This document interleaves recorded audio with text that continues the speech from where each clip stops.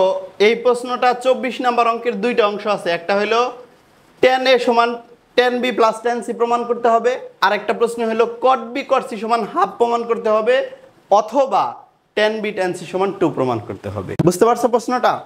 তাহলে এবিসির ত্রিভুজের ক্ষেত্রে অবশ্যই একটা জিনিস দেওয়া আছে, আমরা ত্রিকোণমিতি পড়তেছি, ত্রিকোণমিতি মানে ত্রিভুজ, তাহলে অবশ্যই ত্রিভুজ নিয়েই দেওয়া আছে। এগুলো লেখা ফেলো শুরুতে। a plus B plus C সমান পাই, আর cos a সমান cos b cos c। এখন এক নাম্বার প্রমাণের ক্ষেত্রে আমরা রাইট হ্যান্ড সাইড থেকে করব। কি থেকে করব? রাইট হ্যান্ড সাইড থেকে করব।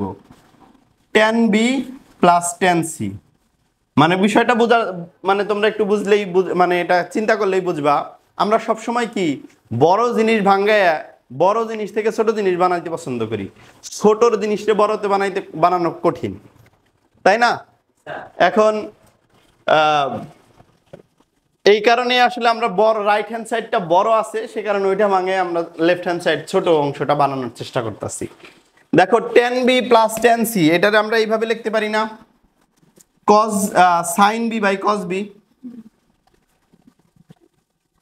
আর tan c রে লিখতে পারি sin c by cos c।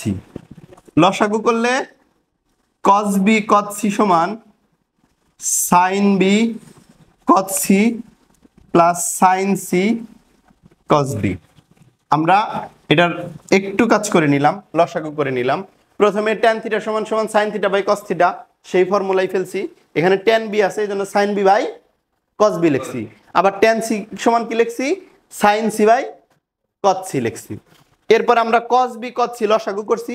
cos b cos c রে যদি cos b দ্বারা ভাগ করো তাহলে কি আসে? cos c থাকে, আর উপরে sin b ছিল, এই sin b এর সাথে cos c গুণ করছি। অনুরূপভাবে sin c এর সাথে cos b গুণ করেছি।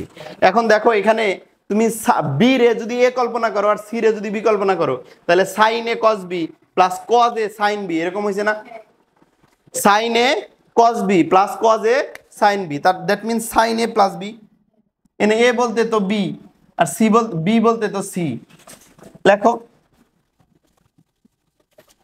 এরপরে দেখো এখানে a plus b plus c সমান 180 দেওয়া আছে না? এখান থেকে যদি একটু এইভাবে লেখো জিনিসটাকে, নিচে লিখতেছি, দেখো যে sin পাই মাইনাস b প্লাস c মানে কি এ লেখা যায় না? পাই মাইনাস এ লেখা যায় না? বুঝো নাই? এই যে a plus b plus c সমান পাই দেওয়া আছে, তাহলে b প্লাস c মান কত? পাই মাইনাস এ না, এটা ওই পাশে যাব, এই যে এখানে তাই লিখছি। পাই মানে তো 180 ডিগ্রি নাকি? তাহলে কর্ডিন হিসাব এখন করতে পারো না তোমরা?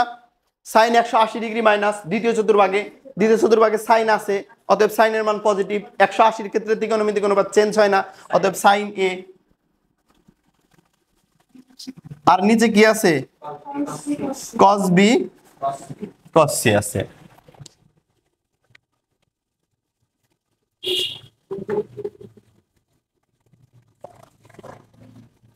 তোমরা একটু খেয়াল করো, দেওয়া আছে আরেকটা অংশ আছে না? এখানে কি আছে? cos b cos c আছে না? cos b cos c এর মান কি দেওয়া আছে? cos a দেওয়া আছে। তাহলে এই অংশের মান তোমরা বসায় ফেলো cos a। তাহলে sin a উপরে sin a, নিচে হচ্ছে cos a, তাহলে কি হইলো? tan a। tan a মানে কি? এই প্রশ্নের লেফট হ্যান্ড সাইড। সুতরাং left hand side equal right hand side proved.